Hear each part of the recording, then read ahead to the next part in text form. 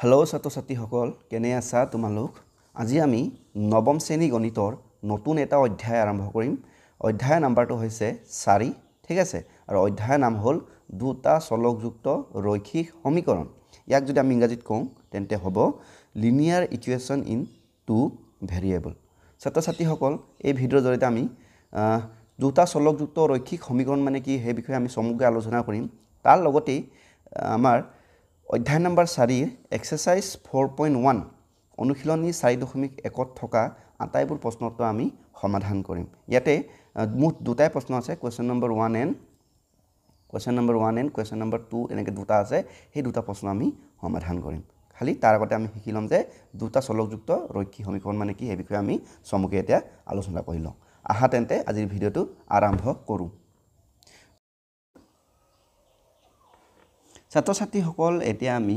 দুটা চলকযুক্ত ৰৈখিক সমীকৰণ কি জনাৰ আগতে আমি জানিব লাগিব ইকুৱেশ্যন বা সমীকৰণ মানে কি সমীকৰণ মানে কি হয়তো মই তোমালোকক ক'ব নালাগে হলেও বাৰু কম মানে কথাটো কি সমীকৰণটো কি হয় সেই বিষয়ে তোমালোকে ক্লাছ 6 7 8 ত ভালদৰে পাই আছে ক্লাছ 6 ৰ পৰাই তোমালোকে লেসন পাইছে যে সিম্পল ইকুৱেশ্যন যাক আমি তোমালোকে পঢ়িছিলা সৰল সমীকৰণ বুলি হয় না নহয় এক মিনিট এটো ক'ত থাকি গৈছে নেকি ৰবা চলো হৈছে দেখোন কি হৈছে কবা ৰবা দে এক মিনিট ৰবা এইটো লক হৈ গ'ল ঠিক আছে এইটো লক হৈ গৈছিলে বাৰু তো সমীকৰণ মানে কি যদি আমি যদি জানিব যাওঁ তেন্তে এতিয়া চোৱা মই এটা বহুপদটা লিখিম দেই x + 3 তাৰ মানে এইটো আমাৰ কাৰণে কি হয় এটা বহুপদটো কি আমি পাই আহিছো লেসন নম্বৰ 2 ভালকৈ আমি পঢ়ি আহিছো x + 3 এটা কি হয় বহুপদ এতিয়া এই বহুপদটো যদি ইজ ইকুৱেল টু যদি আহি যায় তাৰ মানে সমান চিহ্নটো যদি আহি যায় তাৰ মানে x + 3 মানটো বুলে 7 হয় এসে বুঝি পাছেনে x + 3 মান ইজ ইকুৱেল টু বুলে x + 3 ইজ ইকুৱেল টু বুলে 7 তাৰ মানে এইটো যে এটা সমান চিহ্ন আহি গ'ল এই বহুপদটো এটা সমান চিহ্নটো আহি গ'ল তাৰ মানে এই সমান চিহ্ন অহাৰ লগে লগে আমি কি বুলি কম সমীকৰণ বুলি কম ঠিক আছে ইয়াক আমি কি বুলি কম সমীকৰণ বুলি কম যাক আমি ইংৰাজীত কম ইকুৱেশ্যন কেছটো বুজি পালা নাই যেনেবা y + 4 ইজ ইকুৱেল টু বুলে 12 দেখিছা নহয় এটা কি হৈ গ'ল আমাৰ সমান চিহ্ন আহি গ'ল হয় না নহয় গতিকে এটো কি হ'ব আমাৰ কাৰণে হৈ গ'ল সমীকৰণ ঠিক আছে সমীকৰণত তোমালোকে ভালকৈ মন কৰিবা কি থাকিব লাগে আমাৰ সমীকৰণত থাকিব লাগে আমাৰ কি প্ৰথম কথাটো হৈছে সমান চিহ্ন হয় না নহয় দ্বিতীয়তে আমাৰ থাকিব লাগে কি এটা চলক মিনিমাম এটা চলক বেছি হ'ব পাৰে চলক ঠিক আছে আমিতো জানো দুটা চলকযুক্ত পঢ়িম এতিয়া বাৰু মিনিমাম এটা চলক থাকিব লাগিব ঠিক আছে তো এটা কি থাকিব লাগিব তাৰপৰা মিনিমাম এটা কি থাকিব লাগে আমাৰ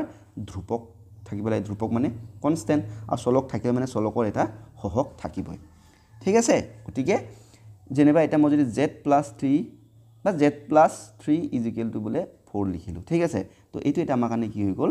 সমীকৰণ ঠিক আছে এতিয়া চোৱা তোমালোকে প্ৰতিটো সমীকৰণ মন কৰা প্ৰতিটো সমীকৰণৰ চলক কেইটা আছে ইয়াত চলকটো কি x তাৰ মানে এটা আছে ইয়াত চলক কি y ইয়াত চলক কি z প্ৰতিটোতে এটা চলক আছে তাৰ মানে এই প্ৰতিটো সমীকৰণে হ'ল আমাৰ কাৰণে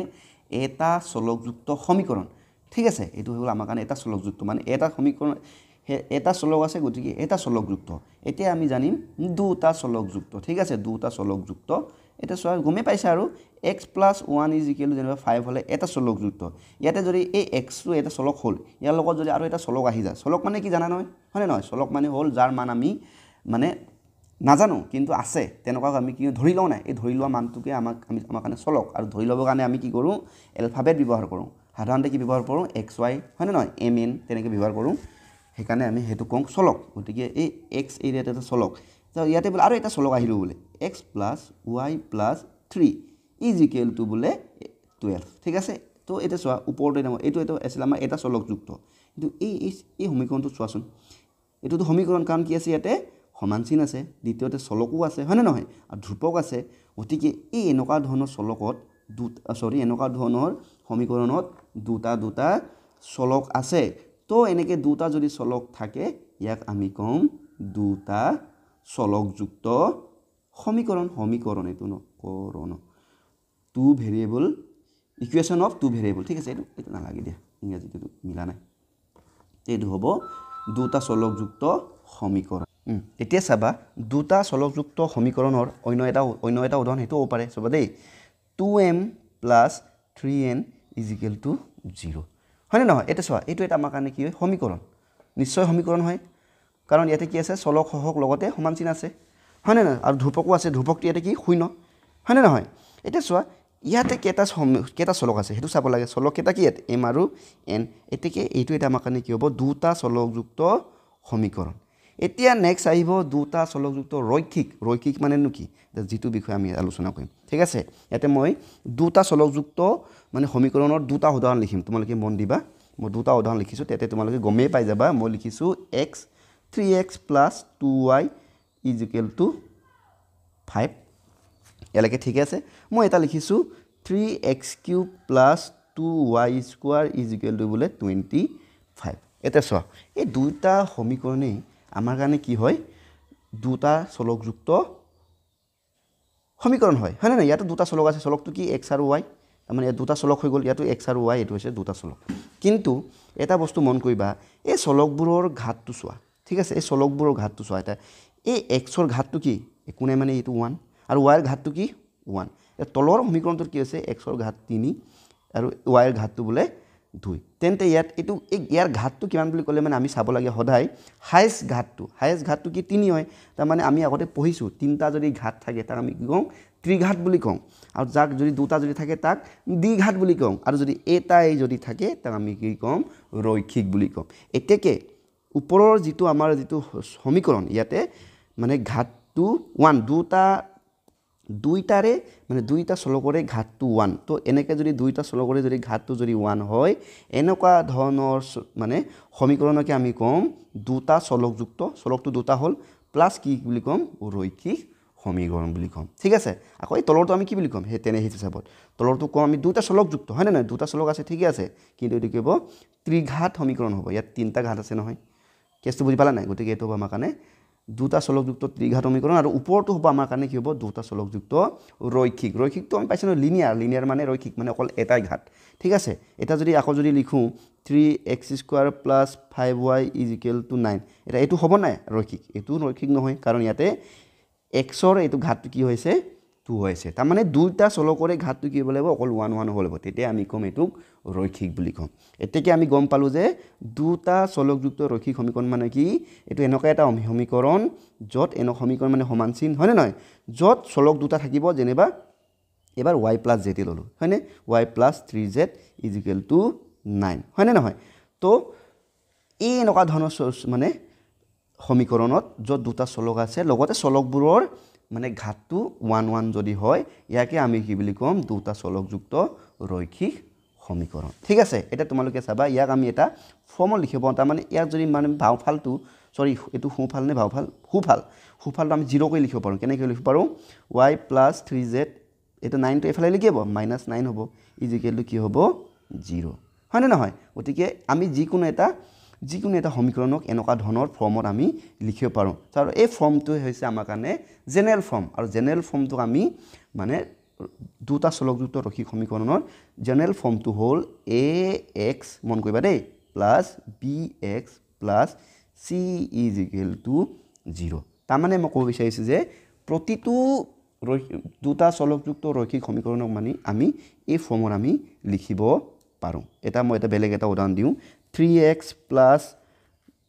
4y = 5 এটা যদি মই যদি ইয়াক যদি ওপৰৰ যদি এই ফৰ্মত যদি লিখিব যাও তেনে কেনেকৈ লিখিব লাগিব 3x + 4y আৰু 5 টো এফালে নিব লাগিব তাৰ মানে আমাৰ কথাটো কি সোঁফালটো 0 কৰিব লাগিব গতিকে 5 টো যদি এফালে আহে ৰবা দেই -5 =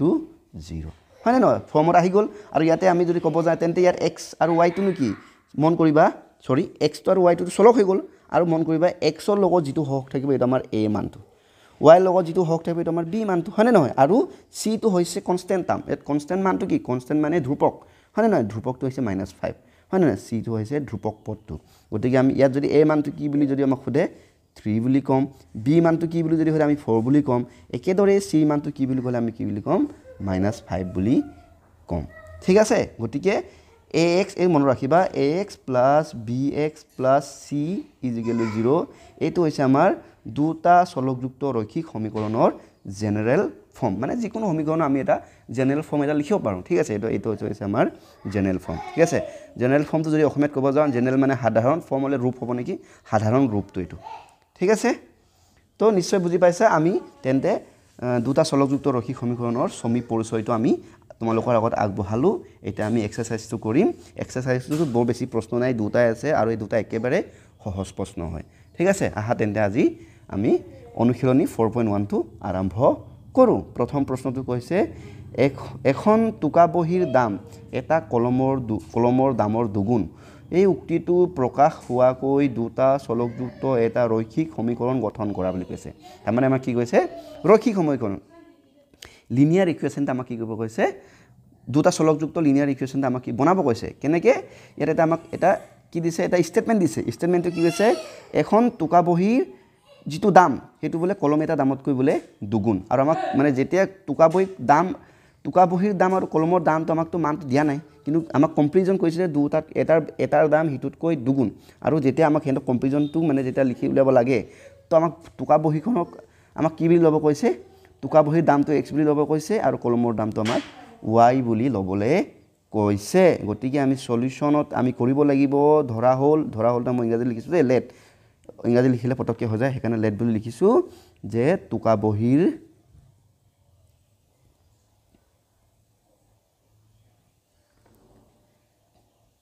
দাম ঠিক আছে ইজ ইকুৱেল টু x টকা হয়নে একেদৰে এটা কলমৰ দামটো আমি কি ধৰিব লাগিব কলমৰ দাম ইজ y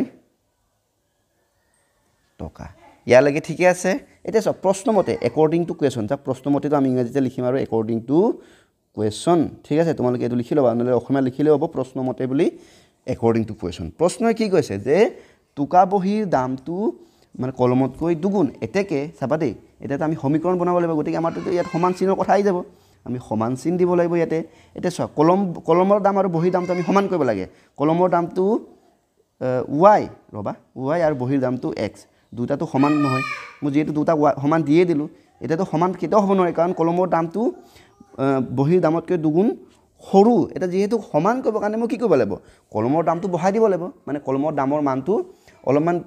বঢ়াই দিলে তেতিয়া কি যাব বহীৰ দামৰ লগত সমান হ'ব কিমান বঢ়াব লাগিব দুগুণ বঢ়াব লাগিব হয়নে নহয় গতিকে এই বহীৰ দামটো মই যদি দুগুণ বঢ়াওঁ তেন্তে কি লিখিব লাগিব y লগত মই 2 পূৰণ কৰিব লাগিব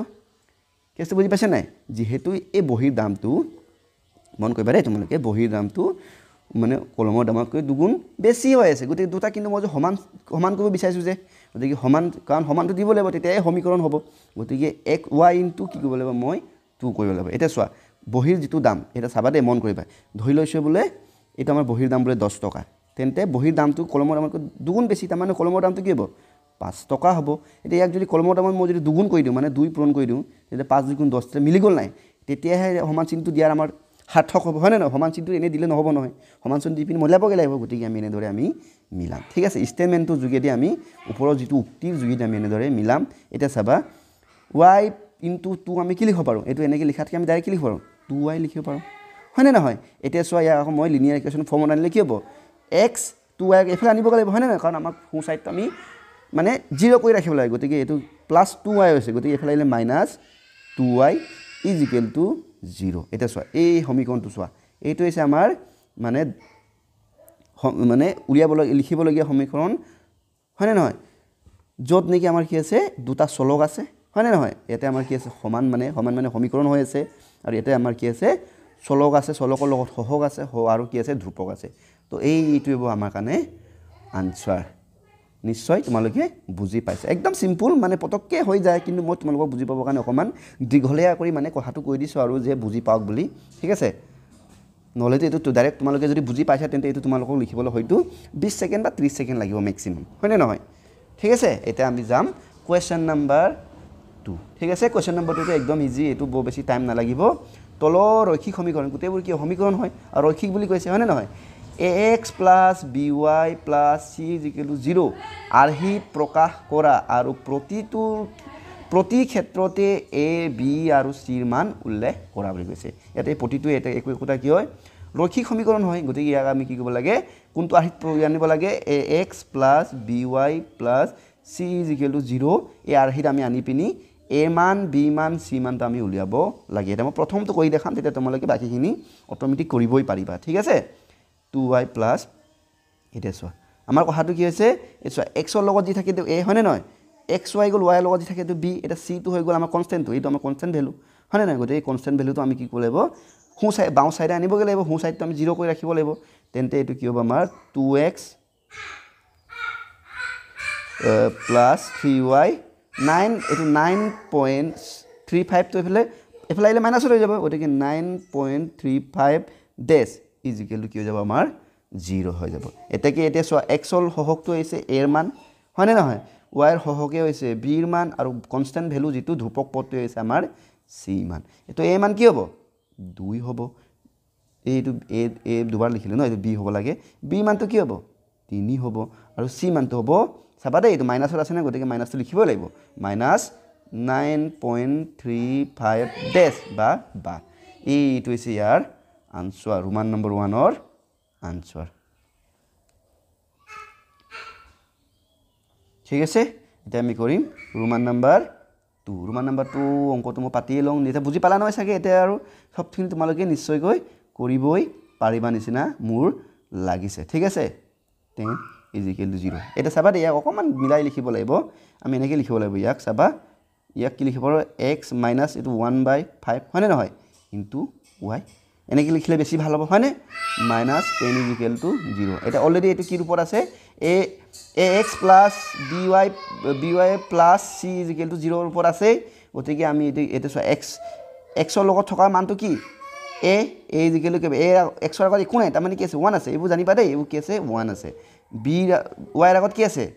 1/5 কিন্তু তাৰ আগত আকৌ মাইনাছ আছে গতিকে এটা মাইনাছ দিব লাগিব -1/5 আৰু c মানটো হ'ব -10 এইকেইটা হৈছে ইয়াৰ আনসাৰ দেখিছা তিনটা লাইনতে আমাৰ পটকখিনি হৈ গৈছে এটা মই প্ৰশ্নটো আকৌ পাতি লওঁ ৰোমান নম্বৰ 3 টো পাতি লওঁ ন প্ৰশ্নটো -2x + 3y = 6 ঠিক আছে নে ইয়ালৈকে ঠিকে আছে এটা চোৱা হয়তো এটা মই আৰু ক'ব নালাগে চাগে বুজি পাইছা কেনেকৈ লিখিব লাগিব -2x + 3y 6 টেফালে -6 = 0 হয়নে a = কি হ'ব -2 হ'ব b = কি হ'ব 3 হ'ব আৰু c = -6 বাস ইমানে হৈ গ'ল ঠিক আছে এটা মই ৰোমান নম্বৰ 4 টো পাতি লৈছো ঠিক আছে স্যাৰ মই তিনটা প্ৰশ্ন পাতিলো এটা এটাকে কৰিম এটো চোৱা আমাৰ প্ৰথম এটো ৰোমান নম্বৰ 4 ন x = 3y গতিকে আমি কেনেকৈ লিখিব লাগিব ইয়াক লিখিব লাগিব x 3y টো আনিবলৈ -3y = 0 হৈ গ'ল এটা x ৰ মান y মানটো কি হ'ব 1 হ'ব x ৰ লগত একো নাই তাৰমানে এটো 1x হৈ আছে হয়নে নহয় এইটো 1 টো হৈছে a মান আৰু y লগত থকাটো b মান গতিকে এইটো b মানটো হ'ব -3 আৰু c মানটো কি হ'ল c মানটো কি এটা একো নাই তাৰমানে কি 0 ঠিক আছে ধ্ৰুপক পদটো হৈছে 0 ঠিক আছে গতিকে এটো ইয়াক মই তলতে লিখো নেকি ঠিক আছে এটো হৈছে আমাৰ এটা চোৱা ৰোমান নম্বৰ 5 এই তলত কি আছে মুছিব লাগিব ৰোমান নম্বৰ 5 টো কি হ'ব একে সেমে হ'ব সলিউশন ইয়াৰ সলিউশনটো যদি কৰিব যাও 2x এফালে আনিলে +5y = 0 এটাকে a এর মানটো হ'ব 2 b মানটো হ'ব 5 c মানটো হ'ব 0 হয় নাই দেখিছা নহয় এটা আমাৰ ৰোমান নম্বৰ 6 টো মই যদি তললৈ আনো ঠিক আছে এইটো আমাৰ ৰোমান নম্বৰ এই তলত কিবা এটা আছে ৰবা মুছি দিছো ঠিক আছে এটো ওলাই যাব আমাৰ এটো দেখি ওলাই আছে ইয়াত কৰিব লাগে একো নাই গতিকে ইয়াতে এবাৰ পাতি দিছো আৰু 3x + 2 = 0 হয় না নহয় তাৰমানে ইয়াক ইচ্ছা কৰিলে তাৰমানে এনেকৈ লিখিব পাৰা প্লাস ৰবা এটো ন ইয়াত লিখিব পৰা যাব ঠিক আছে ইয়াক এনেকৈ লিখিব পাৰা মানে ইচ্ছা কৰিলে y 0 এটো লিখিব পাৰা ঠিক আছে +2 = 0 এনেকৈ লিখিব পাৰা ঠিক আছে এই বস্তুটো মন কৰিবা খালি 2y লগত 0 পূৰণ হৈছে এইকাৰণে ইয়াত y মানটো নাই হয় না নহয় গতিকে এটো x ৰ মানটো হ'ব সৰি a মানটো হ'ব 3 b মানটো হ'ব 0 c মানটো হৈ গ'ল 2 বাস ইমানে ঠিক আছে এটা আমি যাম ৰোমান নম্বৰ 7 এটা চোৱা y - 2 = 0 এটা কি ইয়াত চোৱা ইয়াক মই কি লিখিব পাৰো চাবা দেই এটো x টো মানে নাই গতিকে কি 0 * x 0x হয় না নহয় প্লাস y - 2 = 0 লিখিব পাওঁ এটা কি a এর মানটো হ'বগৈ 0 b এর মানটো হ'বগৈ 1 আৰু c মানটো হ'বগৈ -2 বাস হৈ গ'ল এটা চাই লও এবাৰ ঠিক আছে বেছি জল ঠিক আছে এটা আমি যাম লাষ্ট প্ৰশ্ন এটা হৈছে ৰোমান নম্বৰ 8 একে এটো আমাৰ কি ইয়াক অলপ সজাই লিখিব লাগিব 5 - 2x = 0 আকৌ যদি ইয়াক যদি সজাই লিখো -2x + x = 0 ঠিক আছে এটা কি আমি ইয়াতে a মানটো হৈ গ'ল -2 y মানটো b মানটো হৈ গ'ল 0 আৰু c মানটো হৈ গ'ল 5 বাস ঠিক আছে ইয়াতে তোমালোকে এটো লিখিব পাৰা আৰু -2x + y0 + 5 = 0 ঠিক আছে তো এটো হৈছে আমাৰ ৰোমান নম্বৰ 8 ইয়াৰ লগে লগে আমাৰ আটাইবোৰ প্ৰশ্ন হৈ গৈছে কোৱেশ্চন নম্বৰ 2 ৰ আটাইবোৰ প্ৰশ্ন হৈছে এক্সাৰসাইজটো দুটাই প্ৰশ্ন আছিলে ঠিক আছে তোমালোকে ভিডিওটো কেনেকুৱা পালে আমাক জনাবা যদি ভাল লাগিছে লাইক এটা কৰি দিবা ভিডিওটো যদি তোমালোকে ফেসবুকত যদি চাই আছা আমাৰ পেজটো লাইক কৰিবা ইউটিউবত যদি চাই আছা আমাৰ চেনেলটো সাবস্ক্ৰাইব কৰি দিবা লগ বন্ধুকো ভিডিওবোৰ শ্বেয়াৰ কৰি দিবা আৰু পাইলে মানে তেওঁলোককো সাবস্ক্ৰাইব কৰিবলৈ ক'বা ঠিক আছে এনেকুৱা ধৰণৰ ভিডিও আমি দিয়ে থাকিম ঠিক আছে আকৌ লগ পাম আজিলৈ আহিছো ধন্যবাদ